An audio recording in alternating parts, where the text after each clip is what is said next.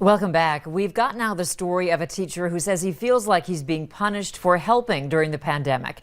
He just learned that money he raised to help families buy groceries would all be taxed. Siobhan McGurl has this cautionary tax tale.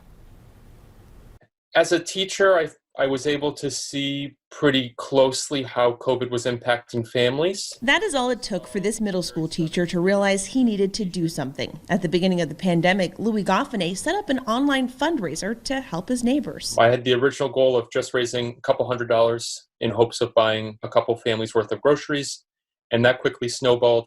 By the end of the campaign, Goffenay says he was able to raise more than $40,000 online.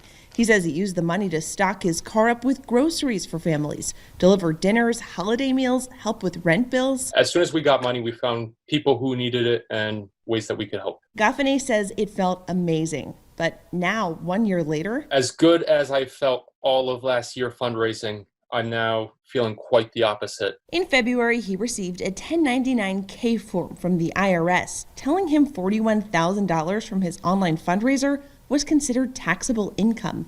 An accountant told us that translates to a tax bill for Goffenay of about $16,000. A little gut-wrenching. As a teacher, I think many people understand that our salaries are not as high as other jobs. So $16,000 for me is significant. It's a huge part of my yearly income. Dawn Brolin is a certified public accountant. She says third-party transaction sites, like the one Goffenay used for his fundraiser, are required to issue a 1099-K form if the transactions exceed $20,000, which they did in Goffenay's case. Even though he says he gifted it all, since Goffenay is not a nonprofit, it is considered taxable income. Brolin is working with Goffenay and says they can try to fight it. If he truly believes, and he has the substantiation, the backup, that in fact this was a really big gifting transaction, which I believe it was, I'm happy to support him in that position to say, yes, this is what we believe to be true. Now, the IRS can disagree. If that happens, Goffenay is on the hook for the bill. He says he has no idea how he will pay it. While he still wants to help people, he says he's going to have to find another way and encourages others to do their research before. Really taking it slow and making sure that you have all your ducks in a row. People are going to start running into these issues if they're not aware of the consequences.